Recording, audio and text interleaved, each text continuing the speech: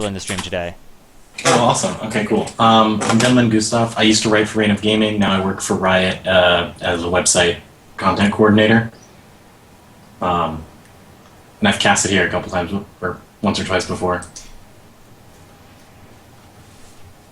Alright, so we have a couple questions coming in through chat. Someone's asking if players higher than gold are allowed. Currently we're cutting it off at gold 5 for the workshops, just because there's a lot of really large, easily identified mistakes in playstyle and attitude and communication that you need to deal with in lower ratings especially.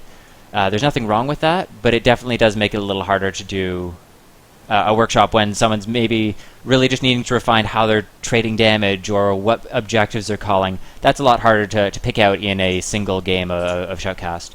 It's also very different skill matchups, so therefore it's almost impossible to pair those people in the same team because, of course, the gold or plat player is probably just going to stomp the game and make everyone else look bad and possibly not enjoy themselves or not learn as much.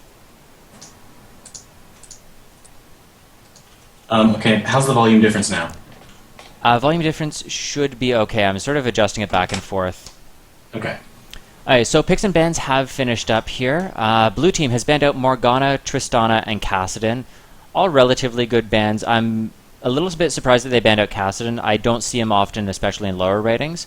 And you might expect to see something else banned, such as Yasuo is still a common ban, especially in lower elos, just because he is so terrifying if he's in the correct team comp.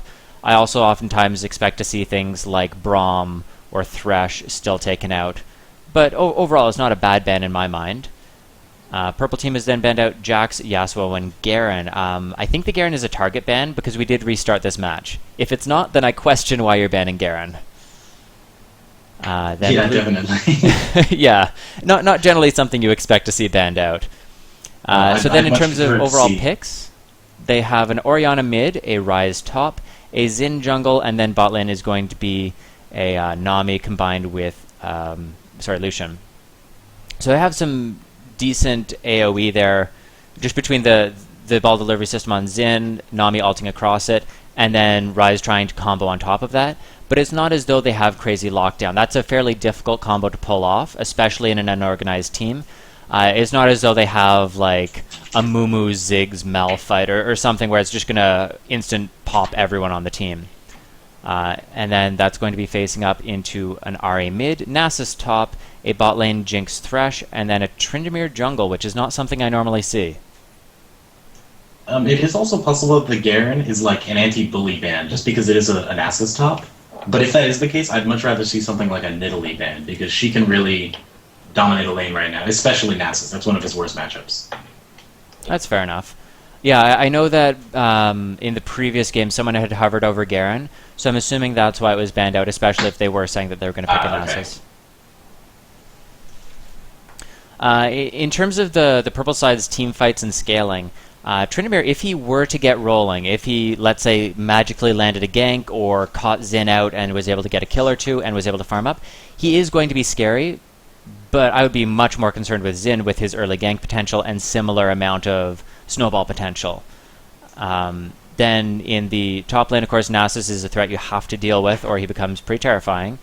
But so is Ryze. Sorry? But so is Ryze. Oh yes, so they're both definitely going to scale well into the mid and late game. We should be able to start loading in here, so if you want to spectate off me, you'll be able to see the rest of picks, and I'll let you take over for the rest of the comments there. I can see it. I was just looking at the stream. Oh, fair enough. Yeah, it seems to me like blue side does have the better comp, just because when you have two strong late game laners like that, they've got Orianna and Ryze on the one side, and you've got the Nasus on the other side. It seems like then you want a jungler that can sort of supplement them, give them early pressure, let them get to that late game. And so to add just another late game scaler like Tryndamere in the jungle seems like, it's a very all-in sort of thing.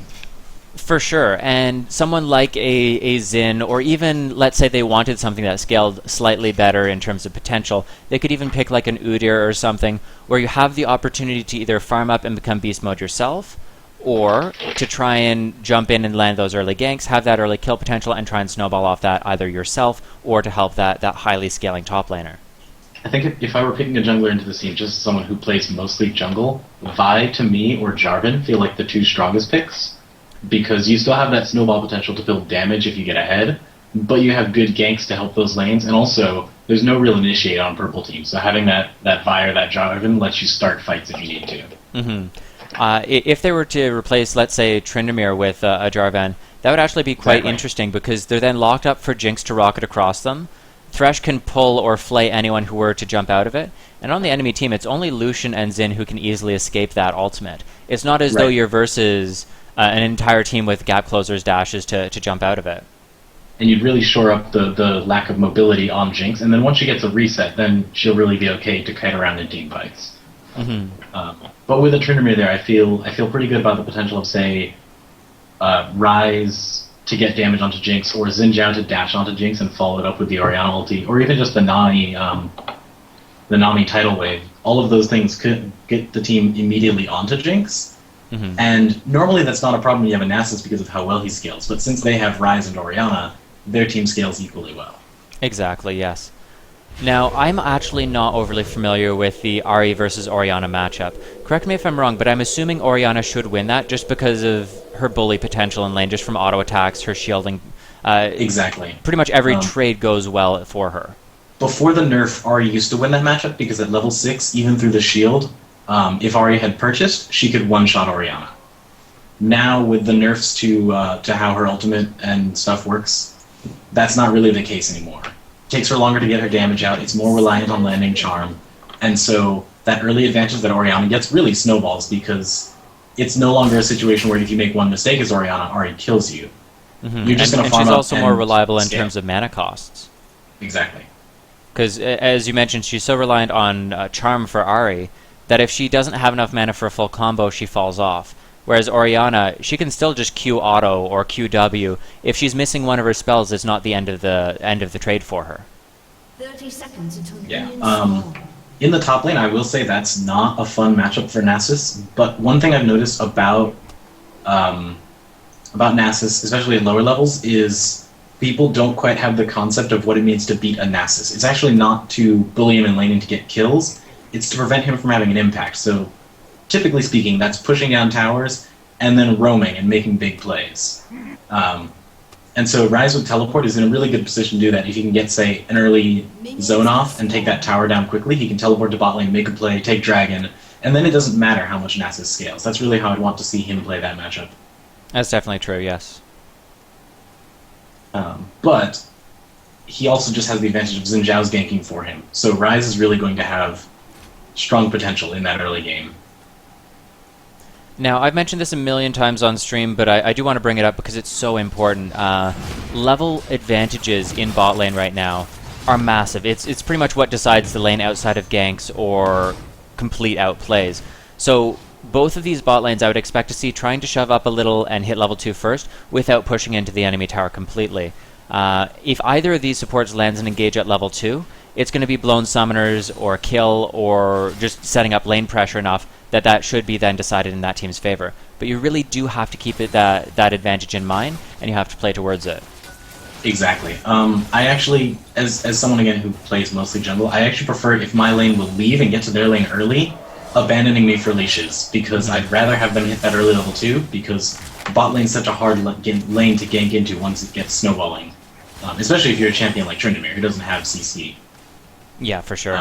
His only option really would be to show up as a turret dive is going down and pick up a lucky kill or an assist. Exactly.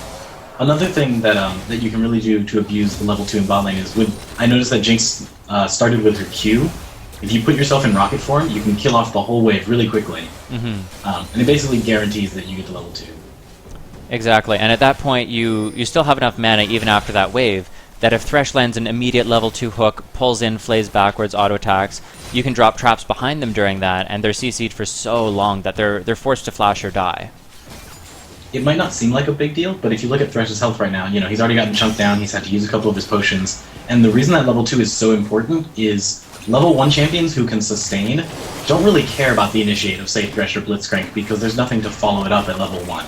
So you want to get that level 2 as quickly as possible so you actually have the threat of the kill. And without that, you can see that Nami is able to get off a lot of poke. We do see Tryndamere trying for an early gank mid lane. Charm not quite coming across from Ahri, but it looks like they should Maybe not. The flash comes out from Orianna. A little bit of mispathing from Tryndamere keeps him just out of range. I was a little bit sloppy. There was a lot of wasted flashes and what appeared to just be misclicking, not using attack move, not setting up the plays there, or predicting where they would have to move to. Definitely. That should have been a free kill over to Purple Team if they played that just a little bit more smoothly. That was a very, actually, surprisingly strong gank by Tryndamere that didn't work out because of a lot of sort of small mistakes. I'm actually surprised Xin Zhao did not go on to Tryndamere right away, though. With how low it looks like Ahri is, I think he probably could have gotten good damage off just because Xin Zhao is so strong in the early game. Down in bot lane, Thresh does land a really nice hook combo onto Lucian, but there's just a lot of miscommunication between them. Jinx drops traps behind, and then Thresh flays away from the traps, so no one walks into them. I would have flayed outwards towards the trap to force them to get hit, and then there's a little bit of a stall there where she's deciding, should I attack, should I zap? And then by the time she does use zap, they're no longer CC'd and she's not able to pick up any damage off of it. One thing that's a little bit of a personal pet peeve of mine, the mid laner stayed after the gank, and I feel like if you have a gank where you send your laner back, you want to push the wave immediately and go back and buy. Because now Ahri's stuck in lane versus an opponent that has gold on her. Yeah, she just dropped to 10 health. And she's lucky that she didn't end up dying. It was a very good play by Thresh, though.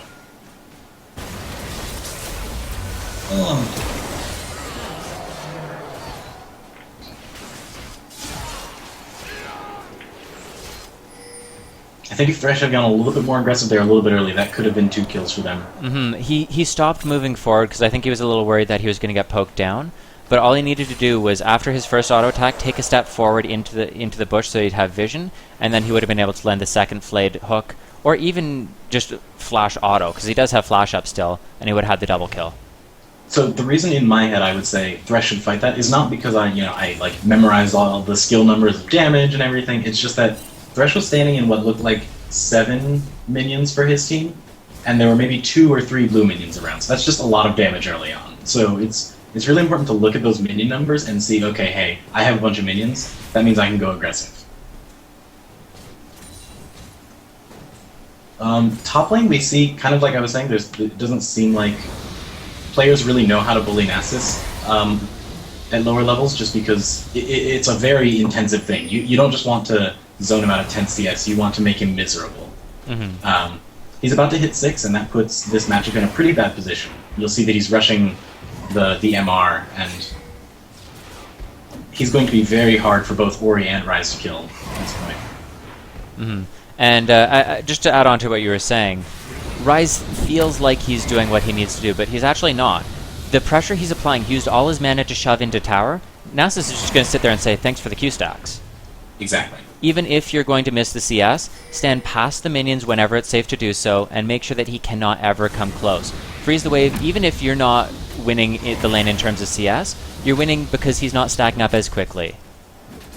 And I mean, you should still be landing more CS than him. One thing in my experience of playing Nasus top is the thing that hurts me more is not actually damage, but the threat of damage. So Zen actually lands a rather good gank bot lane. Lucian tries to go back in. I didn't see any E used by Nami, though. I would like to see her moving up, casting the E onto Lucian when he went in, and I think they would have been able to get that kill onto him. That was a good gank. There were 2 reasons it should have worked, and one main reason that it didn't. The reason it didn't work is because Thresh landed all of his skill shots perfectly. The reason it shouldn't have worked or rather the reason it was able to work was, you'll see that there are no wards mid lane, which allows the jungler to go through the river. And bot lane has only warded the tri-bush. And that's a really dangerous position to be in. If you're only warding the tri-bush, you need to make sure that your mid lane is warding their side of the river, or else the jungler can just sneak around. Tryndamere has since warded there, that gank path is now safe, but it could have been a lot worse. And just to add on to that, that's why the pink ward position, just towards mid-side of Dragon there, that's why that's so powerful, because it covers 3 main approaches that they could take. 3 of the 4 paths are then covered. If they can get a kill here, that would be... No, I don't think... Well, they're going to be able to get one, and Tryndamere actually does live. Zen is coming around from the side, though. I would not expect him to be able to get anything off this. Oh, no, the flash charge comes in. Lands one, eats the exhaust, and is just going to say, I'm happy with that. Yeah, the blue buff refresh is nice. Tryndamere took the blue buff, and I feel like that is a mistake, actually, because Tryndamere is not a mana champion. And so at that point, all it's giving him is 10% CDR. And that's not really going to affect his clear speed too much. It's not really going to affect his ganks too much. It would do a lot for Ahri. Oh, for sure. Now, in the mid lane, we are seeing about a 9 CS right now advantage over to Orianna. We do see Xin trying to apply some pressure here, but he is caught out. I don't know, he's just sort of dancing around taunting at the moment. If I were him, he should be off farming.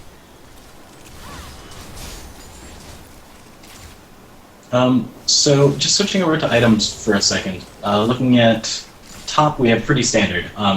Ryze is stacking a bunch of mana, and Nasus is getting MR to respond. He's probably going to go for Spirit Visage, or maybe get his Glacial Shroud and then Spirit Visage. I would recommend the Spirit Visage, but if you're greedy and you're doing well, you can actually not stack MR and still win. That was actually a very good play, but this is where we see Ahri can't burst down Orianna anymore.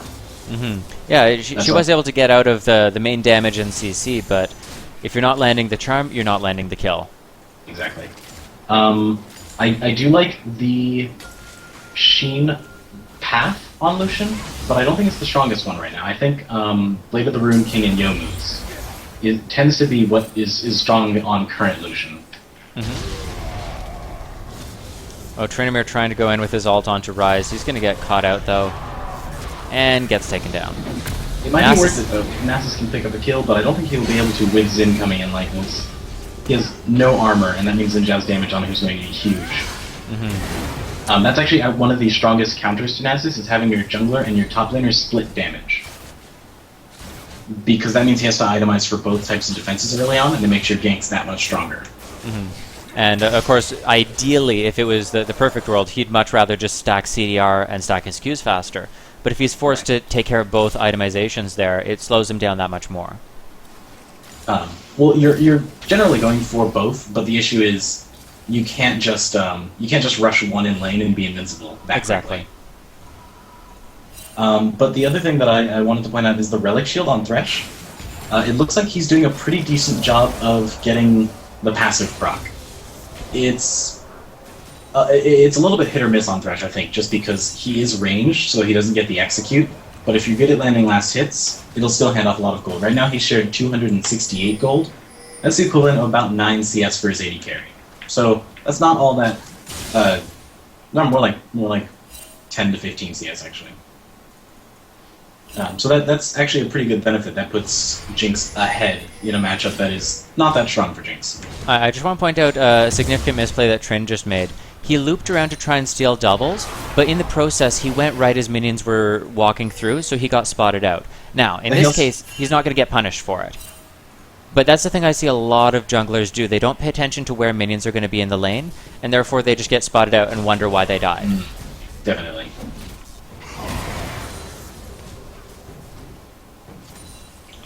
Just looking at CS, the one thing that's a little weird to me is that Xin is actually even with Tryndamere on CS, because Xin farms very slowly, and he's been ganking. So it makes me feel like Tryndamere has not been using his time very efficiently. I know that he had the gank top and the gank mid that didn't pass. That's probably part of it. He's just fallen behind because of, not necessarily wasting time, but having his ganks cancelled out. Which, I mean, let's face it, on Tryndamere, almost is a waste of time, because you know your ganks are pretty weak. Right. You'd almost just be better off farming and hoping that, making sure that your lanes hold even and showing the pressure against tower dives and such, but not trying to force ganks. I think the first gank mid was very good, but the second one top just got him killed for no reason. Very nice bubble cancelling out the play there. Thresh goes in with a flash alt flay. Not able to land the hook, though. He does not use his exhaust, which I'm surprised. There it goes. It's going down onto Xin, and Jinx is trying to re-engage. Trynd goes in. Rocket picks up the kill. Yeah, and then, of course, Trynd is going to get taken down. Thresh has been landing some really good hooks here, but I think he might want to just communicate a little bit better with his team, because every time I see him land a play, it's like, that was definitely the correct decision if your team was in and going to be able to follow up. So maybe just pinging those or calling out what the ideal play should be would be a better course of action for him here. One thing here that I don't like is Nasus goes in, you see, and then he pops his ult. Normally, when you're fighting as Nasus, a lot of people see the ult as like, I need some health now. Oops. But it actually does damage in an AoE, and that damage that it does adds to your AD. So you really want to pop your ult at the beginning of the fight to get the most out of those stats. He also overstayed quite a large amount. If you can't safely defend a tower, let the tower fall. And the reason he took that damage is because he tried to farm the wave before it got to his tower. And really, as Nasus, what you want to do is play scared. You are going to lose your lane if you fight. And so what you want to do is just let the lane come to you. And I think people think they have a chance for a play, or they think they want to be aggressive, and it's much safer to just hold off.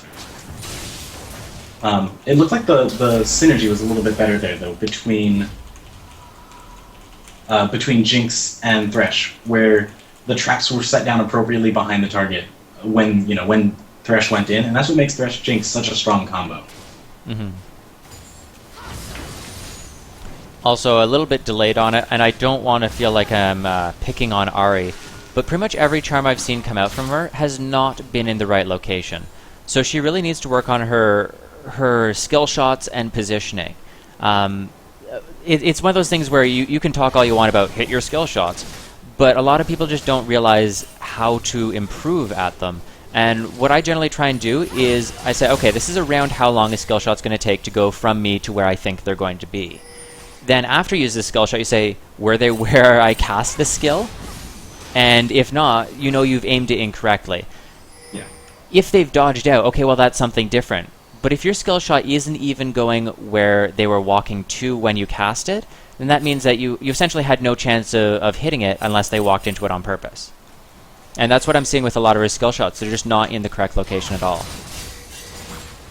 I've actually heard there's a Korean jungler who was coaching, I think, Sky for a while, and he said there are certain champions that he doesn't want to see people play below, say, Diamond 1. And they're really high mechanics champions for that reason. I don't think Ahri was one of them, but Ahri is definitely a champion where if you can't land your charm consistently, your damage output is not as high as you want it to be. Alright, so we do see Trin going in top lane. Ryze pops his ult, Wither goes down. I would expect to see him just flash over the wall here. Yeah, the flashes should be up, at the same time though, because they double flashed last time. In the meantime, though, he does take down, and then Xin is here. It looks like Tryndamere had his ult up there when he died.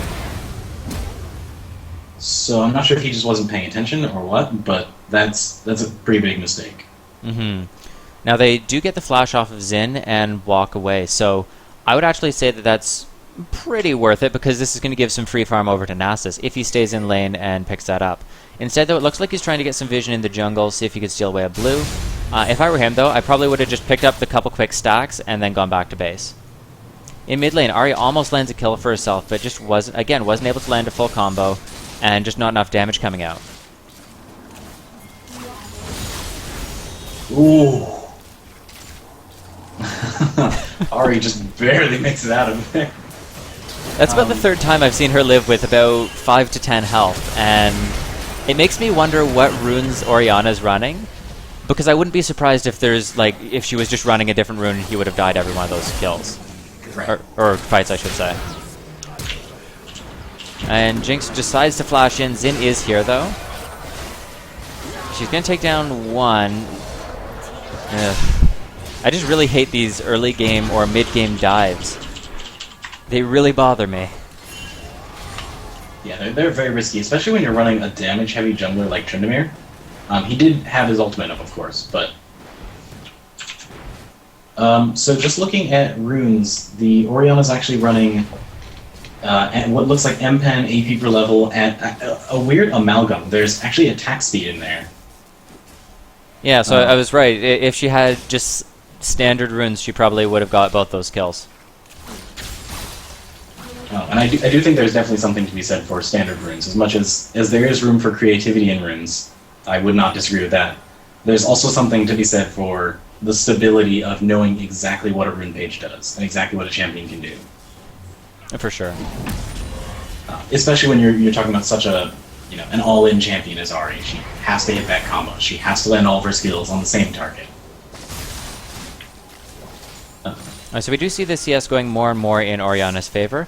I would point out, though, I don't see her taking any jungle camps, and that's something that Ahri can do quite reliably with her self-shielding. That being said, Xin scales well with farm as well, so it's not as though you want to just take all his CS.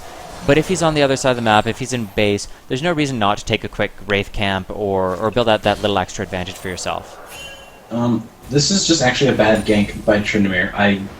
When you're playing with a Nasus, what you have to realize is that you almost always don't want to gank into them, especially in the early game, because they're never going to be in a position to fight back. And so what you really do when you gank is you distract them from farming. You make it impossible for them to get last hits, you might push the wave by accident. At the very least, you could be creating better pressure elsewhere. And so when he came top, Nasus was at 200-300 health. He can't join that gank. Mm-hmm. And that means that at best case scenario, he drives Ryze off. Worst case scenario, someone dies. Alright, well-placed Jinx, not Jinx ult. Nami ult going across. Thresh does just cancel it out with his own ult, though. I'm a little bit surprised that they do have a pink ward on Dragon, and I haven't seen anyone even trying for that play. Instead, they're trying to spend so much effort top lane, they're trying to spend so much effort on ganks. I don't see why they wouldn't just, as soon as they see someone, let's say top lane or going back to base, just take away the free global gold and get the advantage that way. Now Nasus is just going to chase down Ryze and pick up a free kill. Now, it may seem weird to say this as he just did pick up a kill, but I want to pick on the longsword in his build. To me, that says he's building Trinity Force. And normally I would object to that. I'm sort of 50-50 on it, but Trinity Force gives you no armor and it gives you no CDR, and those are two very key stats. I think if you're getting a Sheen item, the one you should be getting typically is the Frostborn Gauntlet, just because of that CDR, the extra slow, and the armor. The armor would still come in handy against Xin Zhao, still come in handy against Lucian, and so we're going to see a slightly squishier Nasus. So in that, we did see Ahri landing a kill onto Xin, and that's going to try and set up a dragon for themselves. Orianna picking up the kill. Now, I do think you shouldn't blame junglers for missing Smite in Smite Wars, because when it is a Smite versus a Smite, it's basically a 50-50. It's very hard. I would say it's actually even a little bit easier to steal than it is to defend, because you have the unpredictability on your side. Mm-hmm. But when it comes to something that isn't true damage, so that isn't Nunu, that isn't Cho, I kind of feel that the Smites are a little bit worse to have missed. Mm-hmm. My complaint there is that they saw the Ori ball, they just left it in the pit the entire time, and no one pulled the dragon. Like, you can't do that. If you're not able to just immediately land the dragon without any contestant, then you need to pull it out. I agree. I would like to compliment, though, the micromanagement that I'm seeing coming out from Orianna. In all of these fights that I've seen recently with her and Ahri, she is actively dodging now. So, regardless of how well Ahri is or is not aiming skills, the fact that Orianna is responding to them with a good amount of reaction and in a proper way is encouraging. And that's actually, that matchup has been playing out like that a lot, where Ahri goes all in on Ori, gets her low, but can't really finish the job because there's not enough damage there. And then either she gets the kill later on, or Ahri has to back off, or Xin comes in and ganks. Mm-hmm. I wasn't mentioning something earlier because it didn't have a real issue, but in the Ryze top lane, he needs to be moving between his spellcasts when he's dealing with a melee opponent like this. I'm not saying that he should have stayed and fought 1v2, but if he was going to try and do that, you at least need to be repositioning so that you're stalling out the amount of damage they're going to deal to you. Instead, he just sort of stayed there, cast 2 full combos on Nasus, and then flashed away, cast another set of combos, rather than simply walking between skills. I think he thought he was going to win that matchup, but even if you do think you're going to win a matchup, there's no reason not to get the best out of it. Mm-hmm. Because you never know if another champion's going to show up, or if you've miscalculated, or if you're going to need to fight again soon, or whatever.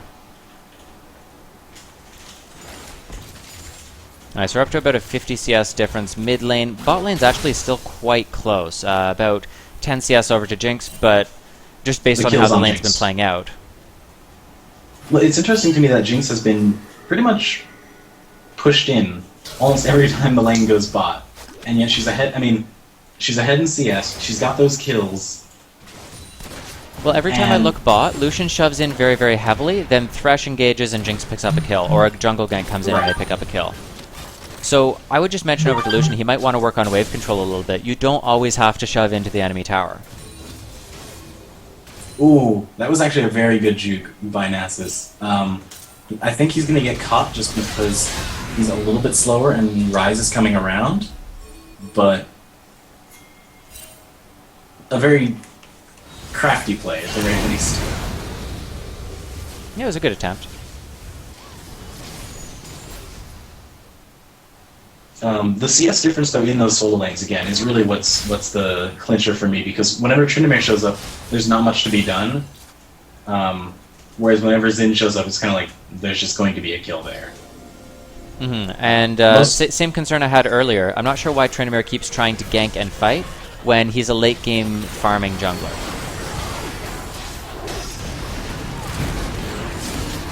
In the meantime, Jinx does land a kill over for herself. Ooh. Yeah, it's not as though these Tryndamere plays are technically bad, I just think there could be better uses of his time. Right, that's really, especially as a jungler, how you have to think is not really like, did I get something good off of that, but what is the best thing that I could have done?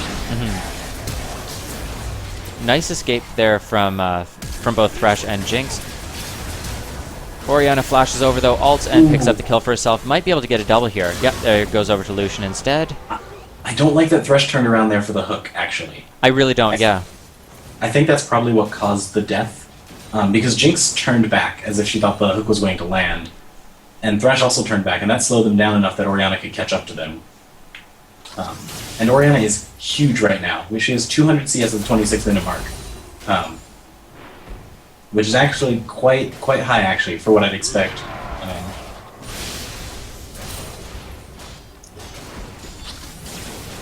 Granted, Orianna is just a very well farming champion, but... Yeah, you're right. This Tryndamere does keep picking fights that it seems like he doesn't really need. Especially because he's gone the Madrid's route, which means he wants to be killing jungle camps. So even if he is getting lane CS, that won't help him as much as if he were stacking up towards Feral Flare. And I'm assuming that's why he was taking those early blues, is to get his stacks.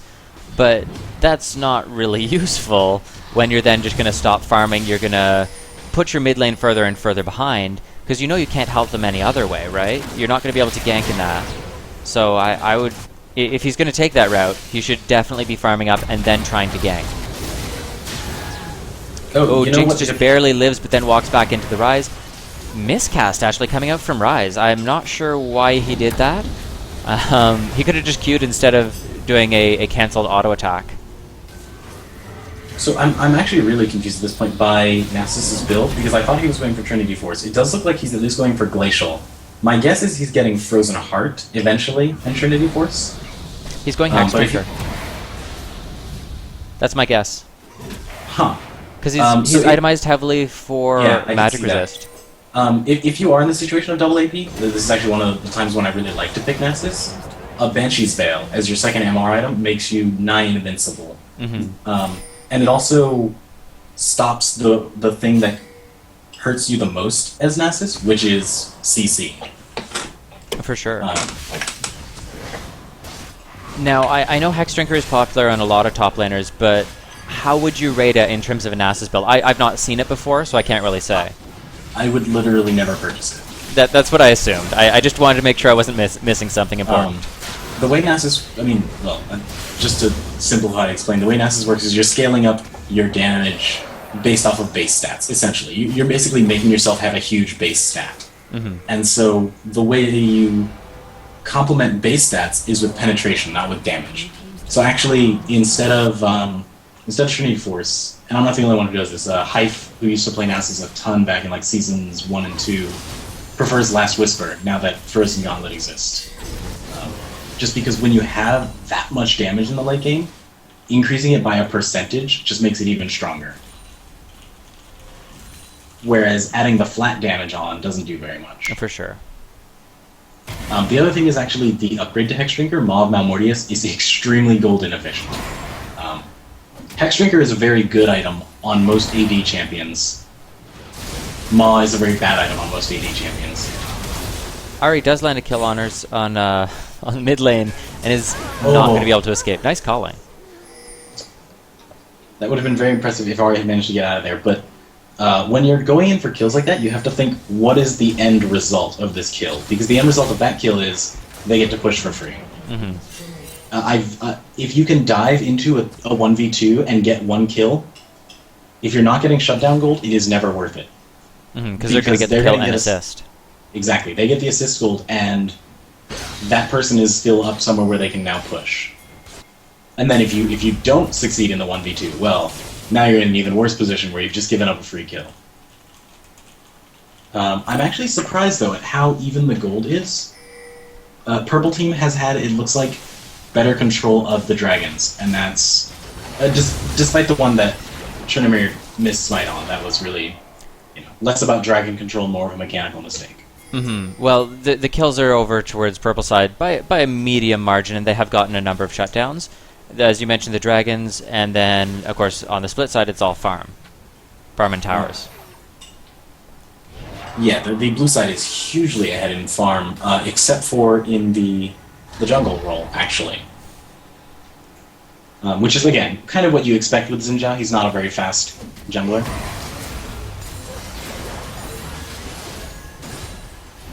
So that Feral Flare is now done. Now is the point where I feel like they should start fighting, and that's why I feel like Tryndamere farming would have been better for them, because, let's say you give up 10 minutes of fighting to farm, you now have that Feral Flare at the 20-minute mark, you can now fight for the rest of the game and continue to grow stronger and stronger and stronger. Mm-hmm. And unless your early game impact is so much that it decides the game, which is highly unlikely, then you're going to need to have a strong late game. Either way, you're giving up 10 minutes of fighting. Either it's giving up 10 minutes of fighting later because you have to stack it up, or it's giving up 10 minutes earlier to farm. And I'd rather give up my team fight power when I'm weak than when I'm strong. So just a quick comment on that fight. Orianna and Xin did a very nice combo, but the disengage from purple team was just quick enough that it was not able to land anything for blue team. Exactly. Nasus was then able to cycle in behind, which is pretty much what you need to do as Nasus. Unless you're playing Peel for the AD carry, you want to get in behind their tanks and everything. And at this point, they should be able to just chase this down and get at least another couple kills. Now the question is, what are they going to try and do with this advantage? This to me feels like a very, very dangerous situation for blue team, just because Nasus is huge. Not any more huge than you'd expect, but Nasus will always be huge. That's just the truth of how Nasus works, and they haven't taken advantages thus far. Honestly, with 5 people up and 3 dead on the enemy team, they could have just done Baron. It looks like they're going to try and do a quick inhib rush, which I'm only agreeing with because they still have Jinx at relatively full health, and she can shred this very quickly. Instead, though, she's focusing on kills and taking tower aggro. They need to finish this up before Nami and Lucian come up, or they could be in a difficult position if there's enough home guards. Yeah, so there's the Ryze re-engage coming in. Not going to be able to get anything, though, because of Undying Rage. I'm a little bit surprised that Nami and Lucian aren't already in the fight. It looks like Nami doesn't have her home guards finished, and of course Lucian was slightly slower on the respawn. What I might have suggested doing there, and it's not going to work every time, but I might have suggested Ryze wait like 2 seconds so that you're all up at the same time, you're all home guarding at the same time, so you don't remind them that you're respawning. A lot of people don't pay attention to respawn timers, and they just push, right? And if you get surprised by one person, you're going to run away. Exactly. So if I were Ryze, I might have waited. So looking at builds, Ryze's build for me is perfect. That is what I want to see out of Ryze, is just full CDR. The Spirit Visage is a little odd because it doesn't give you mana, whereas the Rod of Ages would have him be more damaging. But there's nothing wrong with that build for me. Ori's build also just, very solid amounts of damage. And of course, the Infinity Edge Trinity Force build on Lucian is still very strong, even if I do prefer Bork Youmu's. Xin Zhao's build is also great. It's a smattering of damage, followed up by tankiness. And actually, most of the damage that Nasus does, despite his reputation from his physical damage on Q, is the magic damage from his ult. And so that Spirit Visage makes a lot of sense to me. I want to give you a huge shout out to that Nami bubble. That was impressive. Right? Hero bubble. Fish goddess is what I want to say. Nami's of Fiends is not something I would normally support. But again, with all the magic damage on purple team, it seems fine to me. The issue is, as Tryndamere scales up, the 2 Spirit Visages and the Athenes on blue team are really going to hurt them. But even then, Tryndamere's Feral Flare is also magic damage. A very nice Hourglass coming out from another beautiful bubble from Nami. That being said, she should be taken down here. Yeah, Charm connects and she is dead. Thresh gets in with the Flay. Should be able to chain the hook here.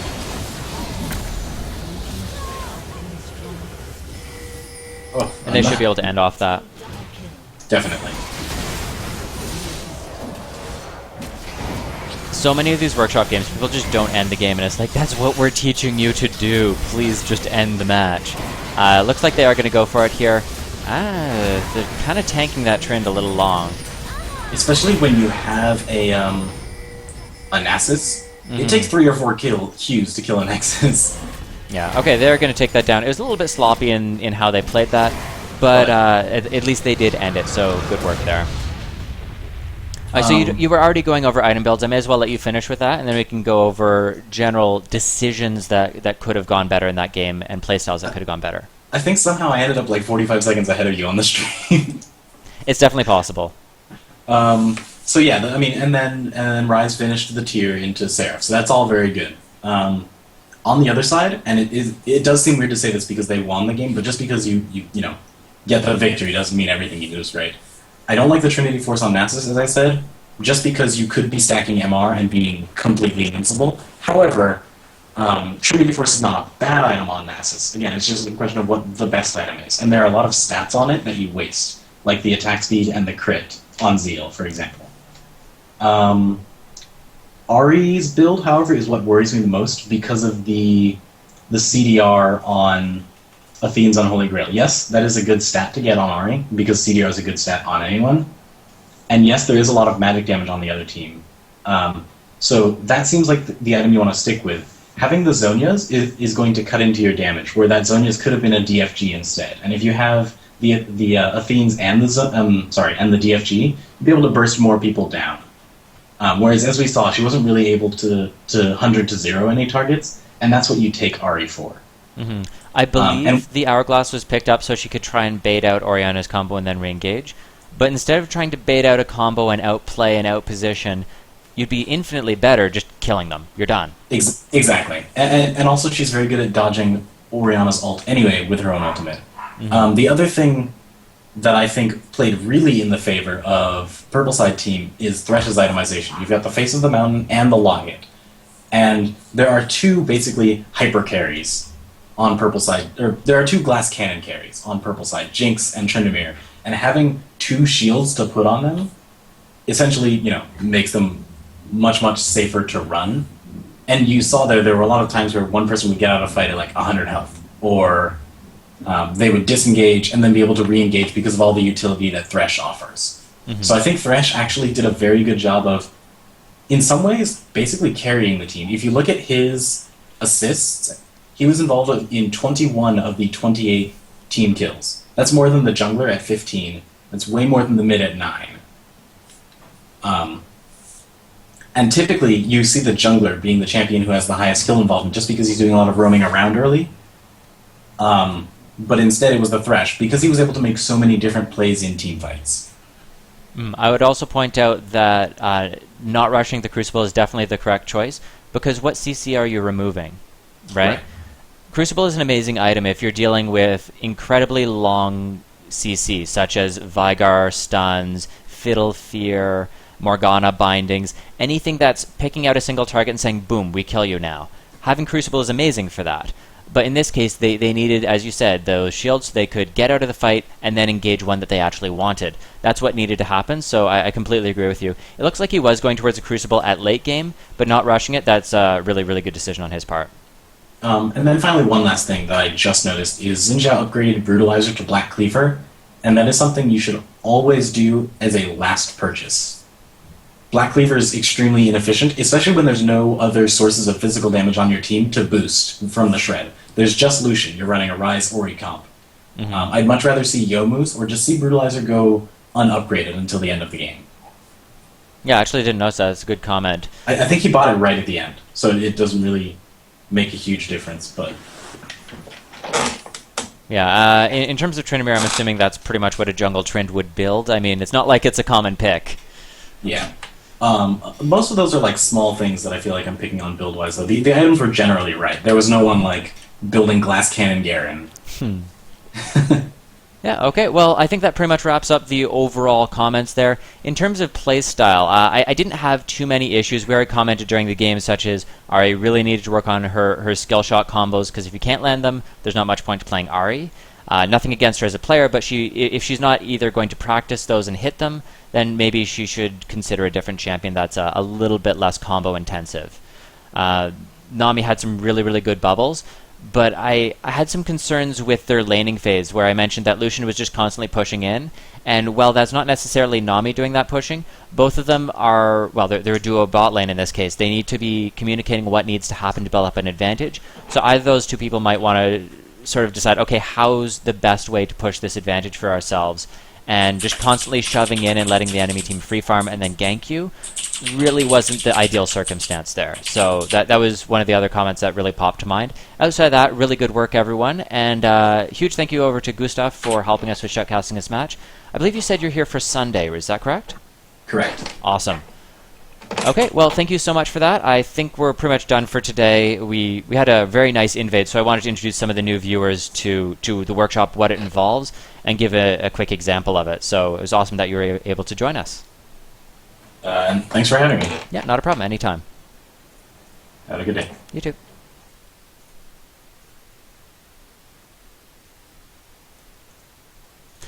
Okay, guys, so that pretty much wraps up the stream here. I'm going to go over all of the information for you guys in chat. If you have any final questions, feel free to ask it now.